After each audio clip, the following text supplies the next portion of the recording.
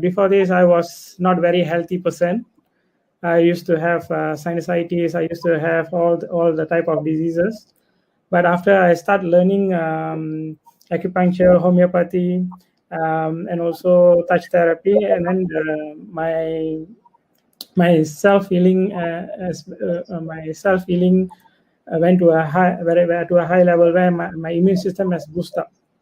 So that's how I came into all this kind of alternative healing.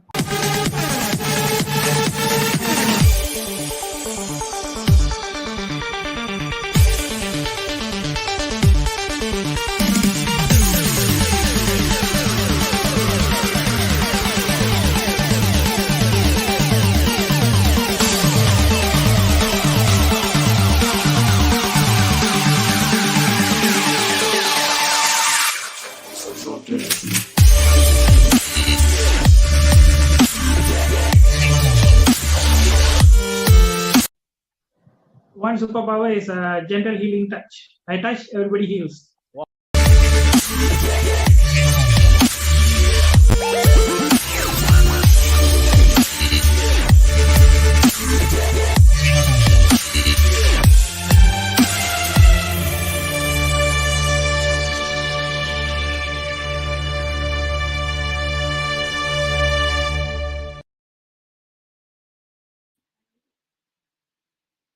He touches and everybody heals. Welcome to Being Whole, Being Me, Series 78. We are going to be actually talking about the superpower that you just heard from Dr. Thayala Sridhar. And he says he touches and he heals. So, how do I know Dr. Sri? Again, he's one of those that I heard he touches and heals, and I went to see him, and I have benefited quite a lot from, I would say, his therapy session. And we are so glad to have Dr. Sri today after waiting for him for quite a bit. But before I bring Dr. Sri up, good morning. Yes, good morning to Sandeep. I think it's afternoon first, but good morning all the way from India. Sandeep, thank you for joining us. And I'm glad that you find this topic interesting. And I have another friend also from India, Sundar, right? Ratan Sundar. Sundaraj, thank you very much for joining us. It's been a long time since you joined us, Sundar. So lovely to have you. Now, let's bring on Dr. Dayalan, who is also a physician, right? So I think what's really interesting about Dr. Dayalan is that he is from the medical profession, and he thinks that, we need more than the medical profession to heal us. So without further ado, let's bring Dr. Dayalan. Hi, Dr. Hi, Sri. hi, good afternoon. Good afternoon, everyone. Thanks for having me today. Okay. Now, first, Yeah. Can I know you for a while? Do I call you Dr. Sri or do I call you Dr. Thayalan? Either is okay, but most of the time, I think Dr. Sri. Yeah. So that's why I find when I say Thayalan, it's a little because I'm so used to calling you Dr. Sri. So, Dr. Sri, welcome to the show. I Thank you. have to tell a bit of history about you, right? So, Dr. Sri, beyond being a medical doctor and beyond being this person who thirsts for knowledge, trying to figure out the different therapies, and what I love, admire, and respect about Dr. Sri is that he's always on a search to help people heal. And I know this personally, number one. Number two, personally, I'm very, very indebted to Dr. Sri for his beautiful heart. He has given our family a lot of love. And Dr. Sri, I think it is the right time for me to thank you because I've received a lot of love from you because whenever I am anxious, like for example my son, who can have his asthma attacks and can have pneumonia, when he was hit by COVID and then dengue, right? One of the first person I called on to was Dr. Sri. And he's a doctor who says, don't worry, I'll come and see him. In fact, the last time when my son, after his COVID, when he actually had dengue, I was terrified because I thought he has to go into the hospital. I really panicked. And when I called Dr. Sri, he actually, came to see my son, and within 24 hours, his fever subsided. So I've got many personal great stories about Dr. Sri, not just by his healing touch, but his very generous heart, where he is there not just for me and sometimes for my friends. So, Dr. Sri, thank you very much. I feel very, very blessed to have you in my life. Thank you for your kind words. Actually, it's part of motivation for me. I take it as another step to learn more and to heal more people. So what I did was just as you have helped me in a lot of ways. So it's a way of for me to say thank you to you also, Malak. You as for me is you are a very good person with when it comes to the hearts and minds.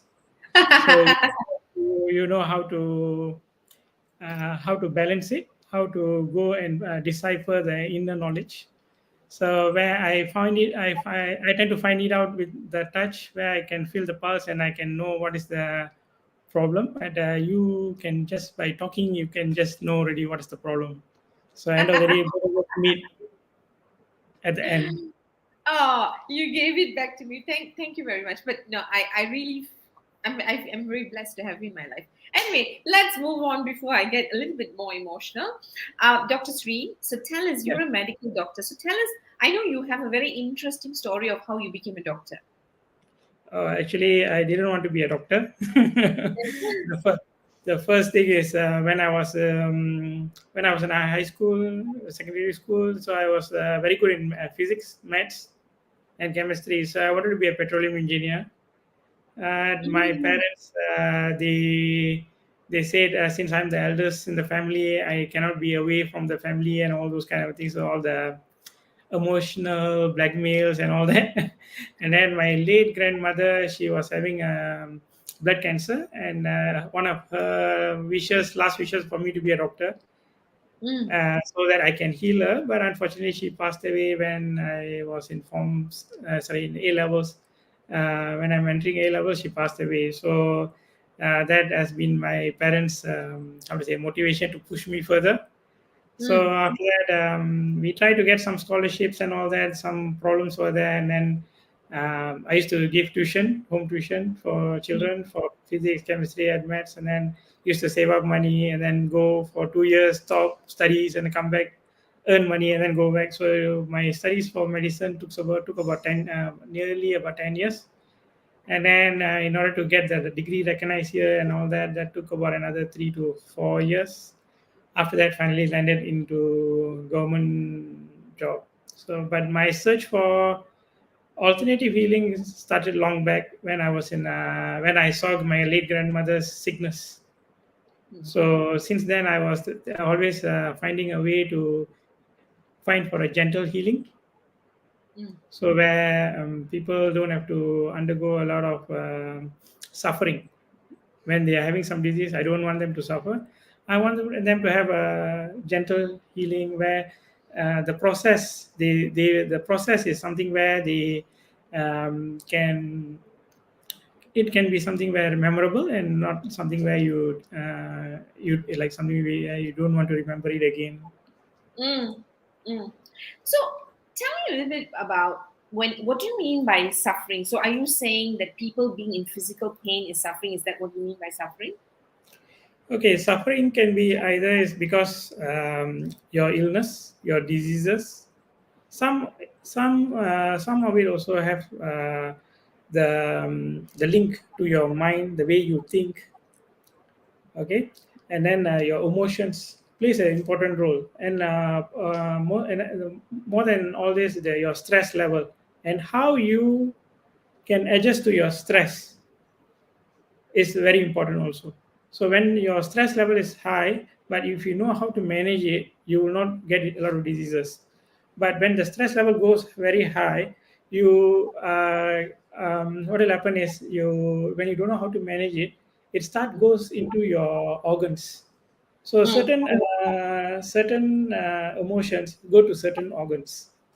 mm, Okay, nice. so when I see the relationship, when I was finding for all the alternatives like in homeopathy, in acupuncture, in Varma, and then I was trying to find mind body balance. So all these things tell me some important thing, that the important key is how you're going to manage your day-to-day life determines what are the diseases you can succumb to later in life. So when I started learning all these kind of things, it's actually your reaction to your life, your day-to-day life or your process of life. It all depends on how is your reaction. So in homeopathy, when we do the medicine, we will find the reaction. So when it come to touch therapy, I find your pulses. The pulses tell me how is your reactions. So when I know the reaction, and I try to um, flow the energy to where it is lacking and drain away the energy from where it is very high. So once we get a balance, then the patient will start to heal. So whenever you are unbalanced, you are not in the path of healing.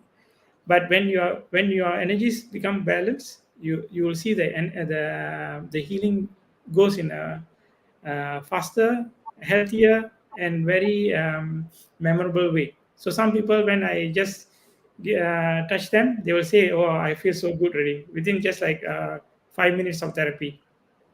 So this is the thing, like I've realized, and the magic I see in my day-to-day practice.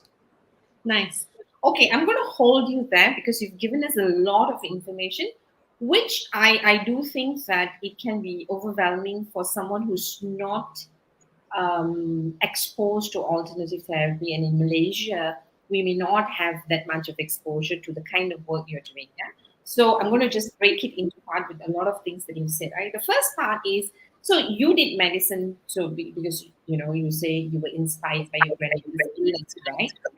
Now, after you became a doctor, I mean, we become a doctor because we know we can heal people. I think, right? I never wanted to be a doctor.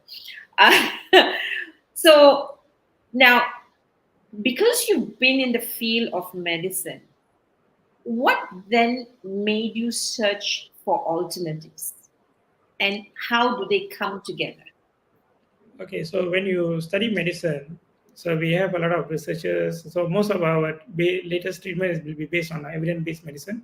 Evidence-based medicine means we will do a lot of researches on certain diseases, and then we will make a lot of papers, and then we will write out, and then will give out our suggestion, and that suggestion will be made into another research, and then we will try to find whether the hypothesis and all that is correct or wrong and all that. So when you have evidence-based medicine nowadays, we once we have the evidence is clear enough, then we can proceed. So what I see is our medicine is about we can say like our modern medicine is about 200 years old, or more than that is just about 100 years active medicine. So what I see is all the alternative medicines. Some of them are a few hundred years old, some are up to 5,000 years old. So they have a lot of pearls of wisdom in them. So what we need to do is we need to go and find, and you need to harvest the pearls. So once you take the information from the old scriptures or the old traditional or complementary medicine, the facts that they're based on, and then you try to bring it into medicine. So you'll be having an integrative medicine where we give what the patient need and not what we want to give to the patient. So the knowledge you have is should be more, should be spread wide. When you just focus on one type of healing system, will not help the patient, because we want, for me, what you need, I will try to find for you. That's how my treatment is. That's Okay, how I hold want. on that. Hold on that. Because you said something really interesting, which is your job is to give what patients need, not Yeah. what the doctor wants. Is it? Or is it the patient want or the doctor want? It's, yeah. If you say that what the doctor wants is because it is all based on our evidence base, but evidence base is one. We have it in medicine, in homeopathy. There are a lot of researches are going on. Ayurveda, there's a lot of research going on, and then in traditional Chinese medicine, there's a lot of research going on. But when you just take from one point of view, so you are just seeing the patient from one perspective. For me, I want to have a holistic approach where, okay, the patient, will this patient benefit from homeopathy? Will this patient benefit from Ayurveda? Will the patient will benefit from a massage? So Ah, you need to find all the possible where you need to fit for the patient, and not to just, okay, this is what I know, this is what I can help you. okay. So what you are saying is that because you know various forms of healing or Yes. therapies, right? What you're now able to do, so what you've actually done is that look at how different systems existed to heal people differently. And when you meet your patients, you not only use the scientific evidence-based method, which is your background as a medical doctor. But what you're also doing is that you're looking at all the other needs so that you know how to help the person heal holistically. Am I right? That's what Yeah. you're saying, right? Because this particular school of medicine may not actually contribute to the holistic healing of the person's needs, is what you're saying, correct? So Now, that's why. Okay, no, just continue. having said that, I'm going to ask you, I don't know, maybe a controversial question, right?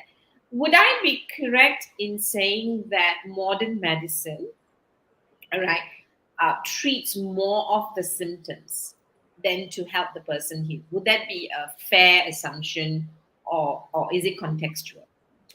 Okay, so when you see you need to see what is the medical system is based on. Okay. So our current medicine is based on symptom relieving or symptom elimination.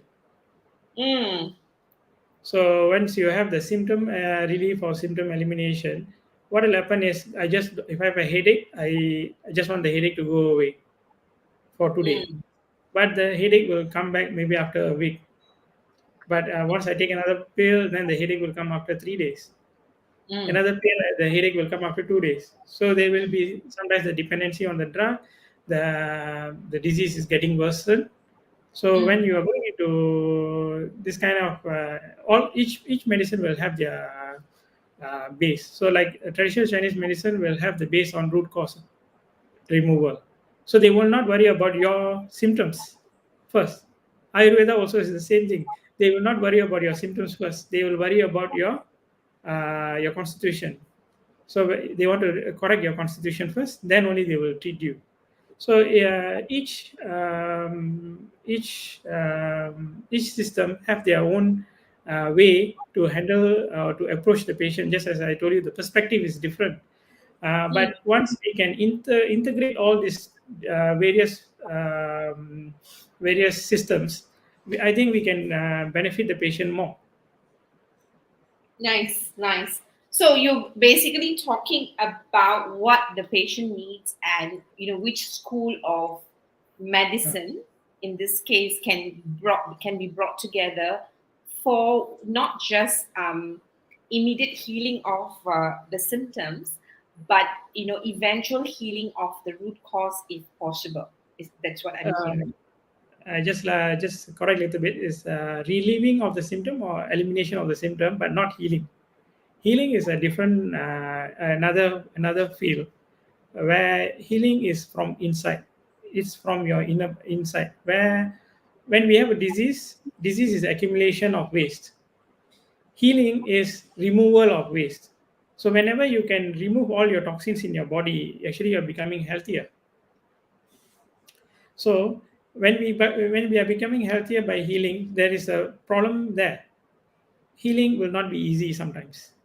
You will Mm, have some aggravations. So most of the time when you go to Ayurvedic detoxing, or when you go to traditional Chinese medicine, they give you a lot of herbs to clean your body and all that. It's actually they are trying to remove all the waste or the toxin in your body. So when mm, you remove that, during that process of elimination, you will undergo a lot of symptoms which are not very pleasant. So most mm. of the people will just run away from the treatment.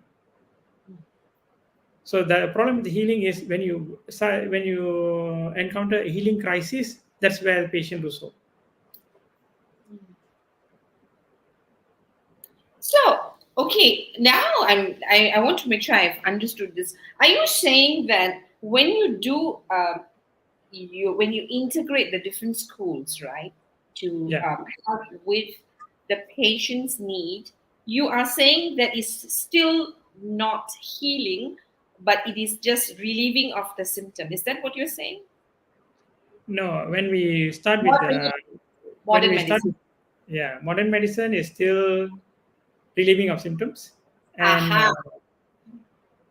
but when we And have all these type of alternative therapies where they go it's into root cause, the root cause will try to eliminate the whole thing. okay. So Ayurveda, homeopathy, traditional Chinese medicine, Siddha, Varma. So all these they have all these kind of things where they want to eradicate. They want to cut the root from Mm. growing back again. So that's our main aim. So my Okay. aim is Sorry, go. Your aim is. my aim here is like to find what is the best way where the Mm. patient can have a gentle healing. Nice. So your focus is not just healing, but gentle healing. But before Yeah. that, right, you said something really important about accumulation of toxic and removal of toxic. I mean, that's really easy to understand, isn't it? So if your body is full of toxic, then you fall sick. It becomes a place for disease, right? Can you help us understand, right, um, in really lay person's term, right? what are the factors that leads us to accumulating toxic in our system beyond food? Because right now I think we tend to be very caught up with, because you're talking about inner healing, right? Yeah. So we know, or we need to live in a clean environment, we need clean air, we need, a clean water. The food we take is important. So beyond what is obvious from the school of thought, what are other things that we are not aware of that actually adds on to accumulation of toxic in our system, Dr. Sri? Okay, so we divide into four parts. Mm, Eat only when you are hungry. okay. Okay, why? Mm, When you eat, when you're not hungry, your digestive system is not ready to take in the food, and it will mm, not do its 100% in digesting the food and assimilating the food. So when you don't have a strong digestive system, what will happen is, from Ayurveda point of view, they call it as ama creation. It means a toxin creation in the body. mm, So one of the ways they say to find out whether you got ama or not, there will be a coating in your tongue. That's mm, one of the methods. So when mm. there's a coating in tongue, so you need to wait until your hunger comes and the coating will disappear. So then only you can take your next meal. Okay, Oh, every meal. So it means sometimes you will eat only once a day or 2 days once if you follow strictly on this pattern, because you are asking your body when I should eat. So the body will tell you when you should eat. When the hunger comes, then you eat. When there's no hunger, you don't eat. Okay, the you're next hungry thing all is the time? no, the hunger all the time. That is because of a hyperactivity of your system. So we need to try to tone it down. And also sometimes the fasting helps you. So what you need to do is whenever you're hungry every time, you need to drink some water. Whenever you feel hungry, drink some water. And then see after 10, 15 minutes whether the hunger goes away or the hunger still remains. Okay, After that, you have another pang of hunger. Then what you do? You just do the same thing again. drink water now. Drink water and then wait for 10, 15 minutes and see. So when the next time when you drink the water, but the hunger is still there, it means you're really hungry.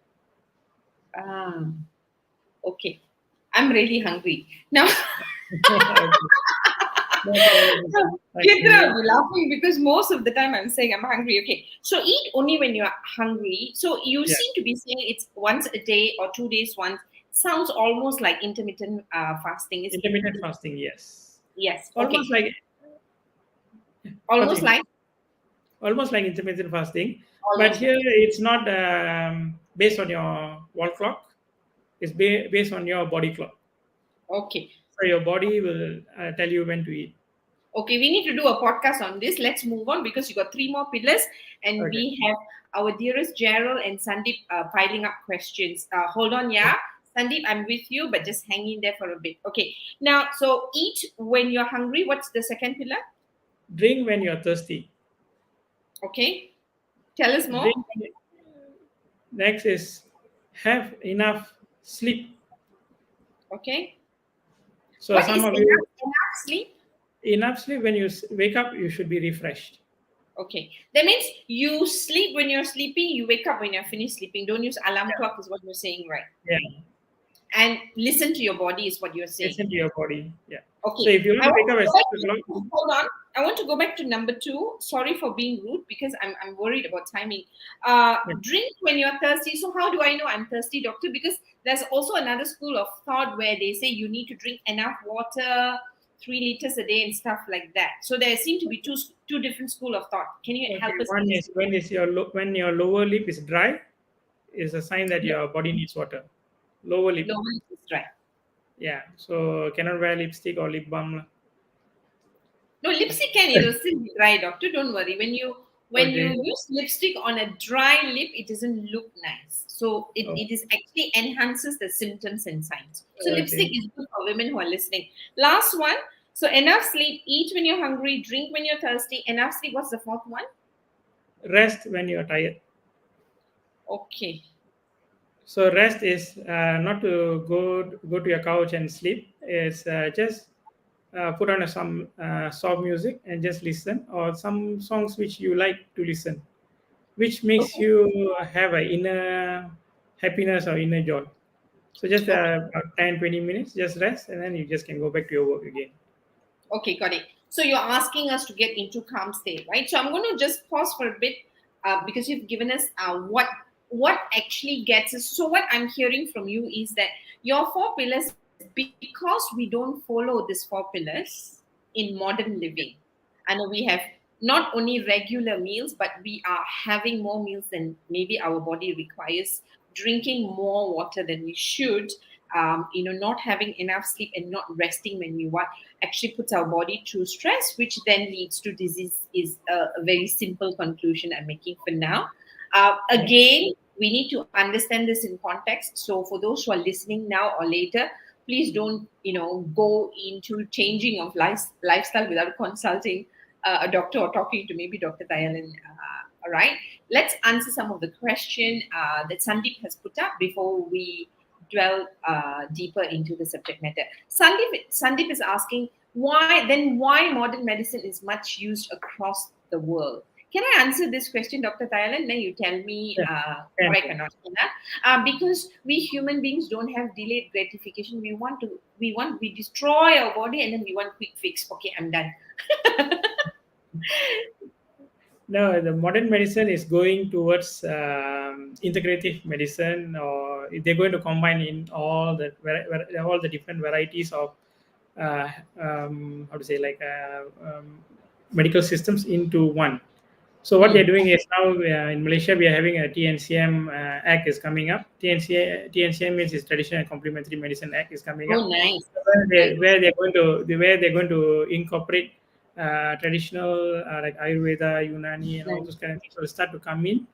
Mm. Siddha, Varma, and all that will join, and they will try to come and fit where they can help. So like how I'm doing, so that's how the system also is going to be later. It's But now becoming it's, more holistic, lah. yeah, there will be a holistic approach.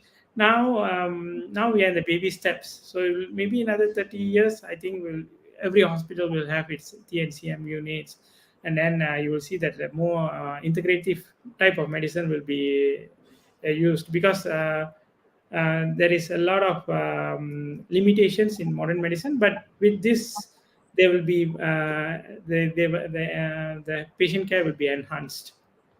Okay. Because I think we can't take away the fact that modern medicine comes with evidence. It's not just Yeah, perceptive, right? yeah. And that's the evidence we require, especially the more educated we are. Everything we want evidence, and modern medicine gives you that evidence that you require, right? What so Yeah. would Tung Shin Hospital in KL? Yes. So would It's a, that be considered a holistic, what a part of TNCM sort of a hospital? yeah, it is. It is a TNCM, but they have for now we can't do TNCM and modern medicine hospital. So they will have two doors. They'll have Ah, two. They'll have two parts, two wings. So it's separated for now. But once the act will come into play, and then we will have like an integrative type of hospital where we will have everything in one. So nice, I'm nice. waiting, I'm waiting for those days. So maybe another 10, 20 years, we will have all those kind of You want things like where 10 years or Dr. Thailand, 30 years too long. Okay, let's go to, and you will actually be ahead in terms of the thinking because you've already been practicing integrative medicine. So that's fantastic news for us who know you. Gerald, thanks for joining us. I didn't say hello to you just now.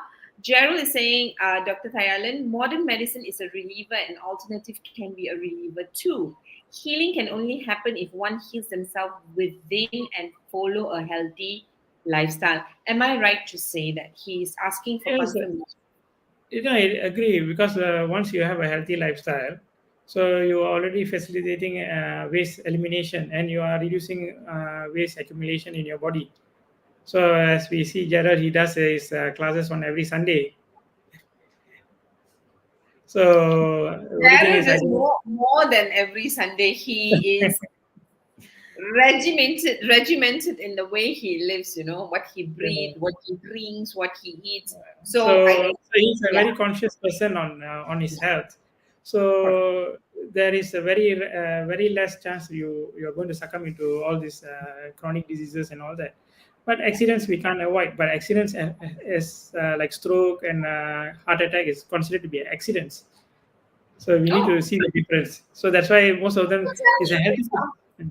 go back to the accidents. Why would a heart attack be an accident and not a lifestyle illness? It is a lifestyle illness, but the problem is the actual heart attack is because closure or narrowing of the vessel where there's no blood supply. So that is considered to be an accident. Suddenly you have a small thrombus go and close, then it will be accident. Okay. So how So is it? Isn't that whatever you are explaining? Isn't that as a result of our lifestyle? um, yes, it's but a result of our lifestyle. But when it actually happens, we consider take it as an accident because it's called cerebrovascular accident. Your stroke is called cerebrovascular accident. It's just because one part of your blood vessel is either pop open or narrowed and then clogged. Nice. Okay. Gerald has another question. If yes, he said yes. What would you advise on what one should do on their own to heal and live better? Okay, we answered this with the four pillars: eat Mm. when you're hungry, drink when you're thirsty, sleep when you're sleepy, rest when you're tired. So this is the most important one. The other thing is you need to do make sure your bubble movement every day. There is elimination of your uh, bulk Wait. products. Mm. At least you need to have a urination to 5 to 7 times a day, Mm. and then you need to move, so exercise every day. So these three things is an extra thing you need to have on a day-to-day basis. Okay, nice, very nice. All right. So, Sandeep, thank you. Sandeep is confirming eat at regular intervals. I need. Sandeep has said eat at regular intervals, but you were saying we eat when we are hungry, which could be once a day or 2 days once. Can Mm. you want to help us with that? So this is when you don't have diabetes, you're not on medication and all that, then you can you want to really follow your body's rhythm, then you can try all this a type of method where like it's almost like fasting, where you wait until you're really hungry. But if you're having all these metabolic syndromes like diabetes, hypercholesterolemia, and all those kind of things, and then you need to worry about with the medicine and all that. Then you can go into your regular meal, but you need to start taking the meals at a smaller portions. So, like diabetic patients, some of them we recommend up to taking up to 6 portions, but at a smaller amount. Okay, break it down. Huh? Mm. Okay, Sandeep So says good all this suggestion. advice, all this advice are based on well, you need to get a what to say consultation with the doctor or your dietitian and all that, and see whether you can do it or not. Okay. Okay, so uh, I think what Dr. Sridhar is saying is he's giving us generic advice, but our body has already gone through a certain thing. So whatever you're starting now, you're saying start with the advice of the doctor, your doctor. Okay, if you don't have your own doctor, please contact Dr. Thayala. Okay, that was advertisement for you, Sandeep. Yes, I'm glad you got the clarification. Dr. Sri, let's go on to what is touch therapy, right? So you've actually told us how we get diseases, and you help us to differentiate eliminating of symptoms and actually healing, right? So help us understand, what is touch therapy and how this helps us heal. Okay. Okay, so our body contains about 72,000 nadis. If you read about it in Ayurveda, and then Mm-hmm. in one of the Varma literature, I read there is 10,008 nadis or eight Varma points. And then when we go into acupuncture, they were about almost to 1,000 to 2,000 acupuncture points or acupoints. So our body is covered with all these points. Mm-hmm. So when I was going through them, so each point have their own merits. So each point will have a benefit to your body. So let's say if you are tired, there are certain points where we can just press and to activate you, increase your Mm. blood flow to your brains and all those kind of things. So when we learn, they will teach. When I learn all these points, then I try to apply on myself. So usually acupuncturists will use a needle. Varma will use a very strong manipulations. It means they need to press in a certain way where it's very painful sometimes. So most of the time, we most of us, we want everything to be very simple and nice. We don't want to Painless. bear the pain. Yeah. So when I learned some more further, then I got to know that a simple touch can heal Mm. at the same point, but maybe it's a bit slow, but it does the job. So when I learned about acupuncture and all that, later I got into touch therapy where I just touch certain points in the body, and the problems will start to heal or start to go away. So my way of using these points is different because I do in a more like a modern medical usage with aim to heal. So acupuncture, Siddha, I mean, Ayurveda, all of them will go into root cause first. Then after that, only they'll come to the problem. But I will go into the problem. But end of the day, it will start. It will go into the healing. So it's slightly different, but it will be problem solving and also eradication and also healing. So, what you are saying, I don't know whether I understood it. Sorry, lah, I didn't study medicine, but so what you're saying is that so if I followed a different school of thought, alternative, if though the school of thought that starts with the roots, healing Root from cause. the root cause, right? Yeah. Um, it might be stronger the impact, the pain, uh, but it they are going towards healing, right? But what you are Yeah. doing is that it might take a little bit longer because what you're doing is you are starting with getting rid of the symptoms that people come to you with, and as they continue, you are working towards healing. Is that correct? Did I understand it Yeah. correctly? Yes. And Agree. you do that with a gentle touch. Yes.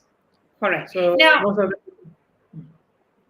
go most of ahead. them they don't like the needles. They don't like the very hard maneuvers Mm. or massage and very like a painful massage and all that. They cannot bear. Mm. They don't find pleasure in pain, so they want no pain, right? Yeah. Yeah. Okay. Oh, okay. So I'm going to just ask Sandeep's question before we go into some examples to understand what you do in your touch therapy, right? Is touch therapy healing? Does it help for those with diabetes to get it cured fully or partially? Oh, this is your favorite question. Kak. Mm.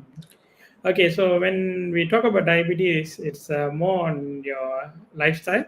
So touch therapy can help you, but you need to follow certain strict regimes where you need to go into heat only when you're hungry. So when you go into that part, most of them, they, how to say, it, like they just let go of themselves. Then they say like they give up. So diabetes can be controlled. Can be actually diabetes is not cannot be considered um, as a disease. It's just because your body need you're taking in a lot of food more than what you need, and also not enough exercise. So these are the things like where with touch therapy we can correct the problems, but it will take some time, and also we need to change their how to say their understanding. You mean the patient's understanding of Yeah, diabetes? yeah, Okay, so that's it's very a important. lifestyle change, lah. Yeah. Okay, nice. So it can be done. So roughly, can you give us a feel? Just in, because Sandeep is asking, right? So if someone comes to you, someone is Okay. has just been diagnosed, just diagnosed for diabetes. Like, Okay. what If, is the process you take them through? So imagine now I come to you and I say, hey, you know what, doctor? I just did my blood test and my sugar is a little bit high. I might need to go under medication, right? And I'm coming to see you first because that's what I'll do. Anything I get, I'll come and see you first, right? So, mm, what will you do with me? So, take us through as to what you would do with me. First, you'll touch my hand, correct? okay. So first of all, I will. ask your problems and what are the things, and then take your history first. Then after that, I will check your pulse. So when we check your pulse, then we will find where is the problem. So Mm-hmm. I can know about how's your organs are working, and then we can know about your five elemental energy imbalance, and then we can know um, where is the root cause. So what we'll do, we'll try to um, what to say, like we try to touch a certain part of your body. So whether it's here, there are a lot of points. So we will try to balance the energy first. Once we balance the energy, then we go into something called the problem solving. So I'll try to, like, let's say if your liver is not functioning properly, then we try to give the energy to your liver, your pancreas, your spleen. So it all depends on what is the problem. So diabetes is not have a single solution, but we need to do a lot of troubleshooting.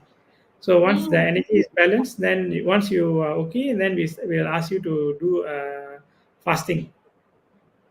Okay, so here the fasting, sometimes we'll ask you to do 3 day water fasting, but please don't do this just because I'm saying today. You need to have a consultation with your dietitian or your doctors first. So once you have a 3 day fasting, what happens is your glucose was very high. Your insulin is always acting with that. So when this at this high level is called, you start to have insulin insensitivity. So you have a high level insulin, but the sugar is not brought down. Mm. So what we need to do is, like, we need to, how to say, like, reset the button in your head. Okay, this level of insulin is very high, so we need to go and bring it down slowly. Mm. So once it's the insulin level become low, and then the cells will start to become active again. So now the problem is, most of us are taking in a lot of medicine, but the problem is the insulin is always on that level. So there is a thing where we need to bring down our reset button for the insulin down, slowly and gradually. If we do it very rapidly, what happens? But the body go into shock and all that. So most of them who go into all this alternative therapy, they go into diabetic ketoacidosis and all the other problems, is because they are done in a very harsh and haphazard manner. So we need to do it slowly, in a controlled manner. There is a way, but it takes time. Whether you are ready to go through the journey. When you say So time, right, doctor, can you give us an indication of time, like for someone who has diabetes? Assuming you have a patient who's cooperating with you, let's make that assumption, right? I think in 6 months we can see some remarkable results. Okay, because I know you have done this. I've met some of your patients. So I think for Yeah. those who are listening, it is really very important. Sandeep says, very well explained on insulin, sugar levels, and active cells. Sandeep, your science is definitely better than mine. So I'm going to ask a few more questions to Dr. Sri so that I understand it. So, Dr. Sri, what I am understanding from what you're saying, not just the diabetes example, right? So what you do is you check pulse first, right? And you are saying that when you check pulse, you are checking the health of the organs. Am I right? Yes. Correct. And you then say the first thing that you do is you do an energy balance, right? Now, uh, in a lay person's term, what I'm understanding is that when your organs are not doing very well, the battery of the organ is low, so it cannot do its work well. So when you are balancing the energy, you are energizing the organs. And when you talk about balance, does that sound like a fair metaphor? Okay. So how I see it is, our body got a lot of a huge amount of bioelectrics. Bioelectric means it's Mm-hmm. a biological energy or bioenergy, The whatever you want to energy, say. okay. Mm. So when we have this energy, there is a lot of all these points, all these acupuncture points or Varma points or whatever you want to name it. Each one of them, they get the energy from the universe, from your body. So they do a lot of movement across your body. So it's a continuous surge of current going through your body. So there will be a point where one or two of these point will not work accordingly. So when they don't work accordingly, so there will be stagnation. So once you have the stagnation of energy, the flow is disrupted. So once you have the disruption of the thing, then there is the next. We cannot go to the next stage. So that's why there is accumulation. Mm. So just like the accumulation of waste, so the energy is obstructed. So we try to remove the obstruction. Mm. So that's what you mean by energy balance, right?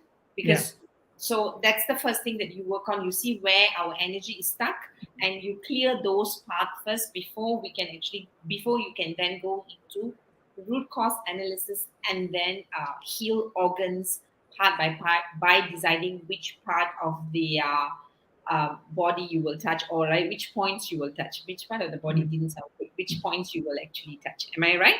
So Yeah. when you are touching for healing, so the first time you're touching, you're doing energy balance. Now, then the next round when you're touching, touching to heal the organs. Is that correct? Yeah. So we will try to balance the organ. After that, after the organs, then we go into the problems. Let's say you have a knee pain or you have a shoulder pain, cervical pain, and all that. So we'll go into that part. Okay. All right. Now, so that's what you do. Now, I want to just be, we've got about 10 minutes. I'm very curious to know. Hi, Tangam. He's charging his computer now. I'm curious to know, right? If, because I'm in the space of emotions, right?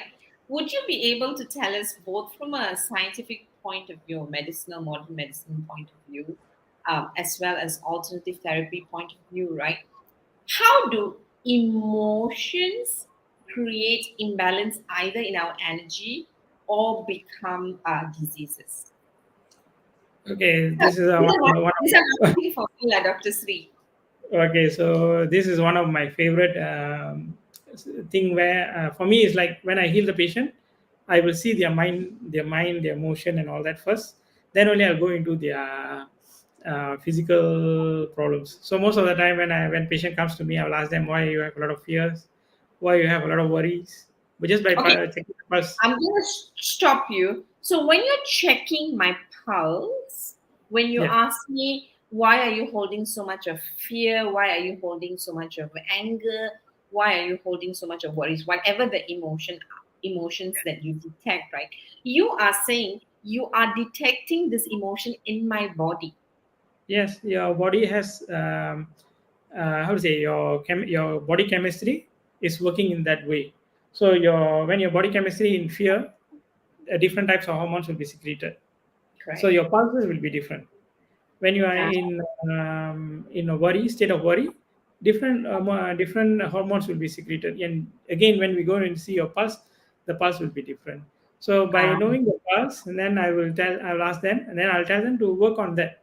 So once you don't work on the emotion and the mental aspect, what will happen is you will tend to come back. The symptoms will recur because yeah, you are because your not. lifestyle hasn't changed, your reaction Yeah, to life hasn't changed, like what you said just yeah. now. So for me, is the reaction to your life is the key. So I'll try to find how you're reacting and how to solve it. Mm. That's So, so mm, let's say you touch me and I'm angry. yes. So Okay, it's not a so problem. So if you cannot control, then I will try to find the point where I will take that energy to go to the next level.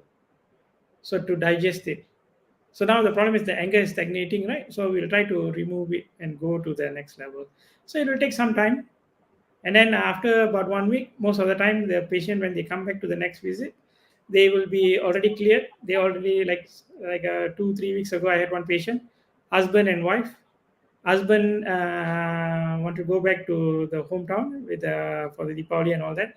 The wife feel like the husband doesn't respect her, doesn't do anything for her, always doing something for the mother-in-law only, and all those kind of things. And then I told her, you are having this much of anger, suppressed. Okay, let me just do something. So what happened was after the treatment, she was okay. And then the next week when she came up, she told me, "Oh, my husband, me and my husband are okay now. We had a big talk on Wednesday."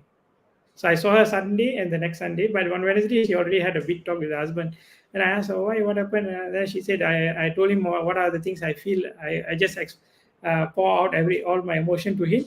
And then he understood, and we had a very, how to say, we come to a compromise and all those kind of things. So I was very happy that I can help her because she was keeping it like for about 2 years, that type of emotion, because she's Oh, a housewife working, taking care of two, three children, and she's okay. keeping all that emotion, the anger against the husband for 2 years, and she couldn't say it out. But once when the energy is corrected, you will see um, Okay. the the results. So this is interesting. So I'm angry now. I'm the wife. Mm. Okay. I'm angry. Yeah, Yeah.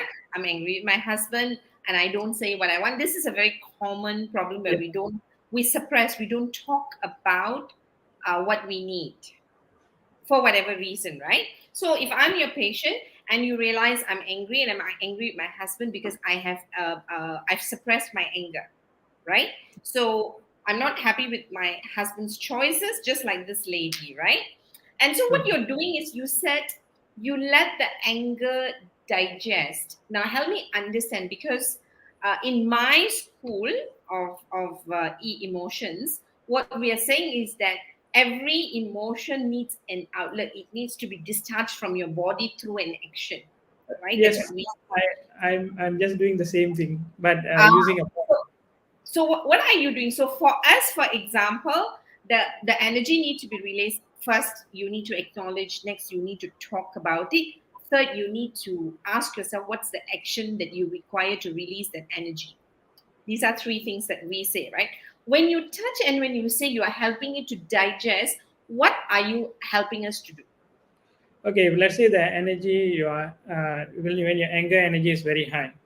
Mm, Okay, so it is more of a fire element. So okay. what we do, the next one is next element comes after that is earth element.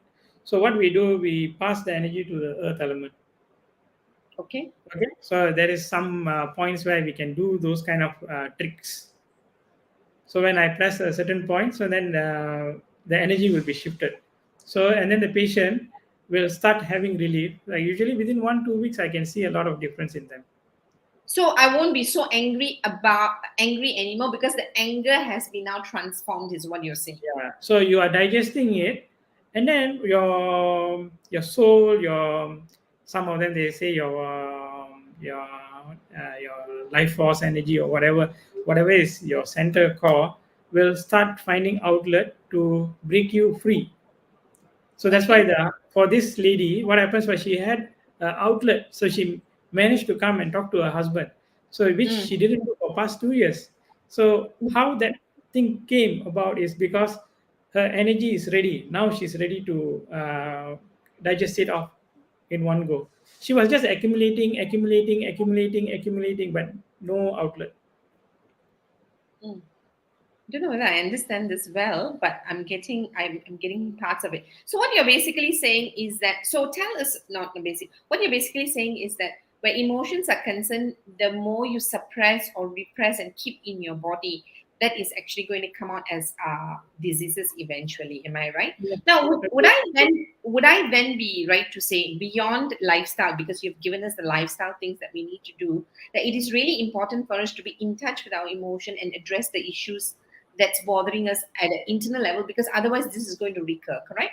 Yes, agree. Yes, that's all I wanted to hear.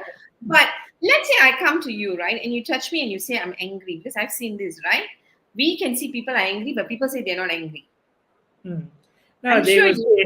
say, I will not trust the word because the word is because you can manipulate. Your pulse will tell me the truth. So if you don't agree with me, also I have no problem. I still touch the same point. After the next week, she will come. They will come back and tell me, yeah, that day I think I had a bit of anger, and the anger was because of this, and they will come and open up.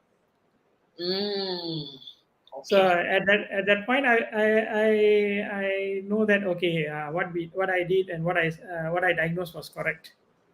But Nice, nice. I will not be telling the patient, oh, I'm correct and all those kind of things. That is not right because we want to facilitate their healing. So whatever they do, it's right. So they are doing it at their own pace. So I will Nice. just help them. Okay.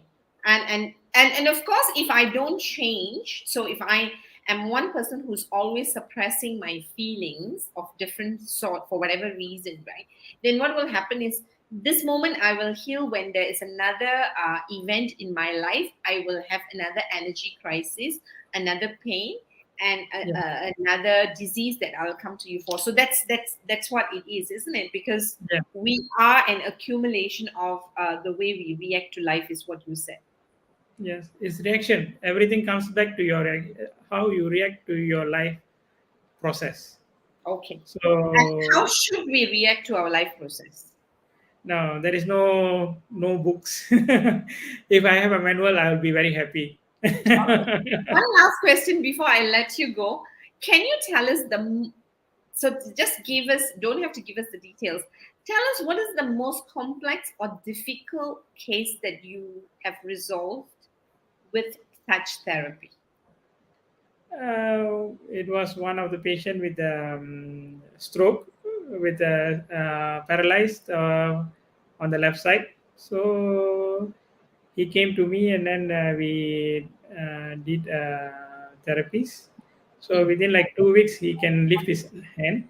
But I don't tell that I can do for all the patient. But it was a difficult case, but it was something where it was very fulfilling. So mm. after about 1 month, he can start to walk slowly, slowly, slowly. So the only thing is, initially the muscles all has been weakened because of the stroke for a long Mm. time. So what I did is like I try to give energy to the muscle and ask them to do some exercise every day. So within like 1 month, he can start to walk a bit, and then in 3 months, he was about 70% normal. So which is better, is something where it's already good for a patient who has stroke, who cannot move.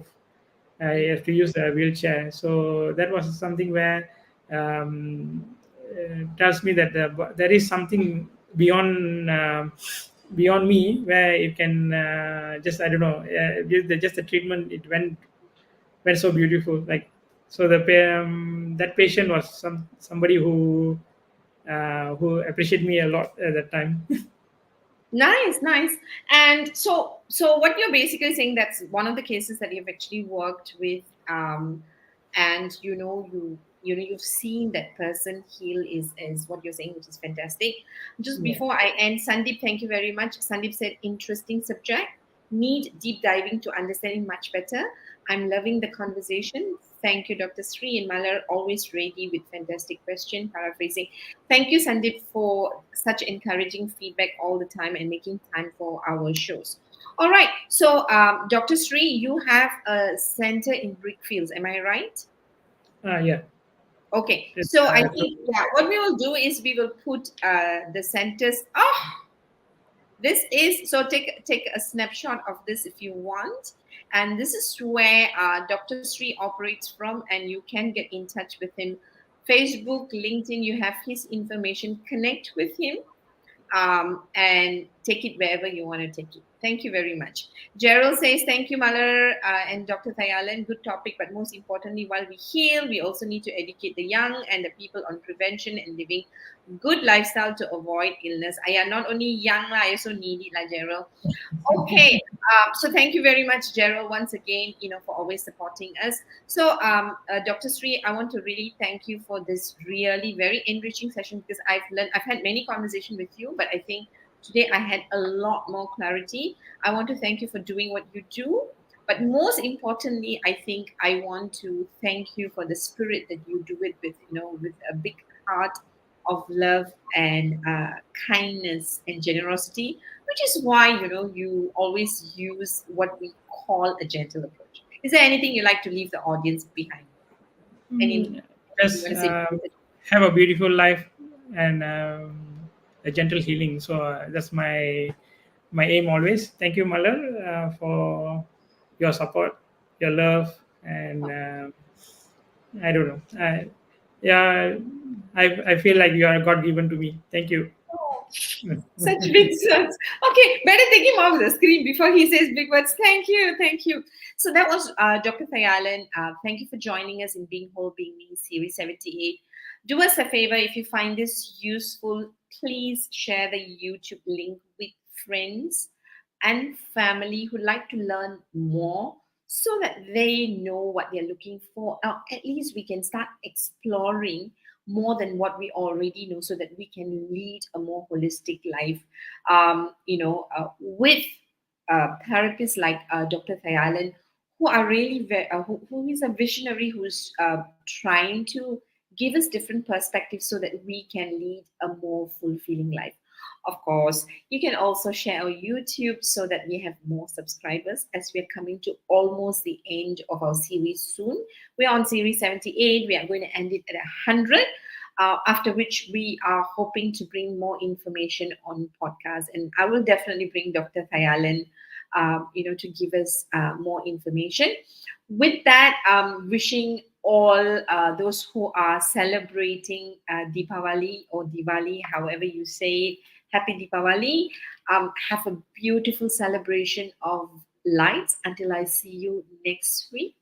Heal gently and stay safe. Bye.